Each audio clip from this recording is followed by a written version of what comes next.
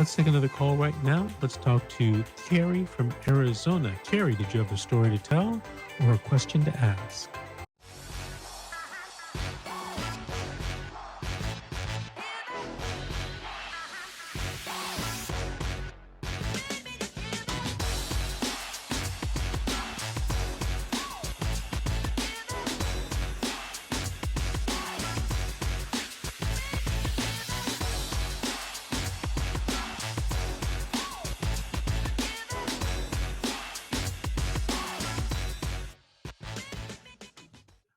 Let's take another call right now. Let's talk to Carrie from Arizona. Carrie, did you have a story to tell or a question to ask? I have a question to ask. In Arizona, the lawyer that my daughter was appointed to for her son told us that we need to bow down to CPS because we have to prove what they're accusing to us. We have to prove that it didn't happen. They don't have to prove it happened. You understand what I'm saying? I do. Some attorneys take that strategy. I don't, but go ahead. And April 29th, my grandson was had been all morning with my sister and my daughter. They go out and deliver food boxes to people here in the area. And they went down and ate breakfast and everything. And she come home, got him dressed, and was going to go to the store with one of her friends. Mm-hmm. And all of a sudden, he started acting real lethargic. The baby? So, yes. Okay. And so we took him down. My husband's a firefighter, EMT for the Coolidge Fire Department. Okay. And he was out of town on a fishing trip. So he said, go down to the station, have them look him over. So she took him down to the station. And they said, well, he just looks like he's really tired, but, his chest sounds a little raspy. Take him out, get him checked out. We go through the Indian Health Services in Sacramento because we're Native American. And so she took him out there, and the first thing they did was give him Narcan because they said he was unresponsive. Okay. He wasn't passed out. He never got to the point where he was passed out. Mm-hmm.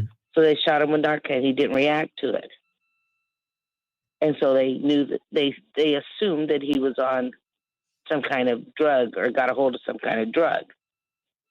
And so she stripped all his clothes off, and they gave him another shot of Narcan, and he responded. They did urine tests and everything and said that everything was negative. But they were accusing her of him getting a hold of drugs. So from that night on, we've had CPS on us. My sister, which is a retired, became the safety plan person, which they had to move out of my house, which they lived since he was born. She's lived with me all her life. She's an epileptic person, but she feels safe at our house because her dad's an EMT, and if something were to go wrong, she had people there to help. We're a real tight-knit family. All my sisters live in town. My mom and dad lives in town. His mom and dad lives in town. We grew up here in town. And we were told CPS came to my house, inspected my house, didn't find anything, but they were mad because the Coolidge Police Department didn't come the night before at 8 o'clock and raid my house. But when the police department talked to my daughter, and they said there was minute trace because they had to go to Phoenix Children's Hospital, and they did toxicology test. Said there was a minute trace of fentanyl in his system. Well, the baby's biological father, can I get cutters off? Not this.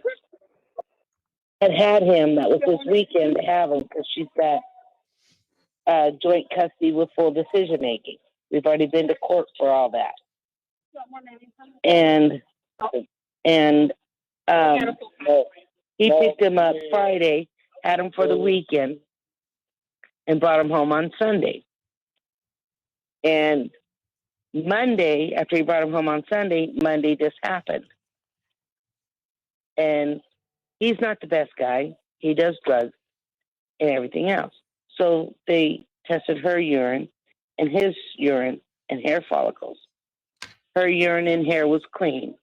His urine was clean, but his hair follicle come up with no.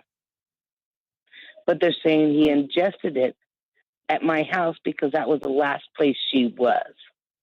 So they removed both of them from my home, put them in my sister's home with a safety plan, and we can't go over there.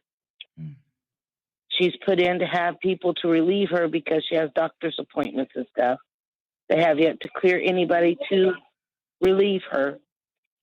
And they've been living with her since May. Since May? Have you guys been to court yet?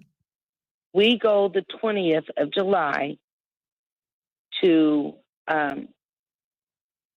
we did our preliminary. Okay, hold on a second, Carrie. I asked you a question. Have you been to court yet? Yes or no? 20th of July. That's your first time? That will be our first time. We did a preliminary where we were like on Zoom and they discussed everything, but I was not able to say anything. My husband was not able to say anything. The only people that got to say anything was my daughter. Mm-hmm. That sounds like a court hearing you went to. It might have been. I don't know. Yeah. It was a Zoom. Was your daughter have an attorney? Yes, from Red Mountain Law. Okay. Well, she doesn't, but Curtis does. Her son. Okay, but your daughter is the mother, right? Right.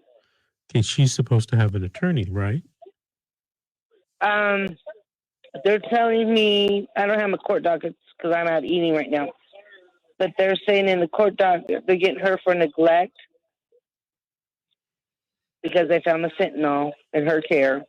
Okay, but Gary, what I'm trying to ask you is if your daughter has an attorney. If you don't know, that's fine, but you should make sure. I'm not sure. Okay, well, you should make sure that she talks to an attorney and that she explains her position to the attorney, and that the attorney, develops some kind of strategy that it can implement at the next hearing. Well, his name is Daniel. Oh, no. We don't do names. Okay. All right. You don't have to tell me the name. I gave you the plan. Okay. All right. So do you think you can implement that plan for me? To get an attorney? To talk to the attorney. Inform the attorney. To the attorney that is handling her case and her son's case that was appointed to her by court. Okay. And he told us, you don't want to mess with Child Protective Services because they're always right. And no matter what you say, you have to prove that wasn't there. Okay, well, Elizabeth and I are both licensed attorneys in California. You're in Arizona. I don't know if the law is different. I'd be surprised if it was, but in California, they have to prove everything against you, not the other way around. No, that's not what this attorney. He told us to just be nice, write it out. They're not really looking at you. They're looking at the dad because he had the fentanyl positive. But I still can't see my grandson. I can't even go to my sister's house. Well, if you were in California, you could file some type of petition to get grandparents' visitation. Maybe you can get your own attorney there in Arizona who could represent you and talk to you about, getting some type of visitation or even custody. Hey, Carrie, we got to take our break at the top of the hour. I want to thank you for calling. Thank you for listening. Call us back in about 3 or 4 weeks. Let us know what's going on. This is The Secret, How to Fight CPS and Win will be back after the news and these messages.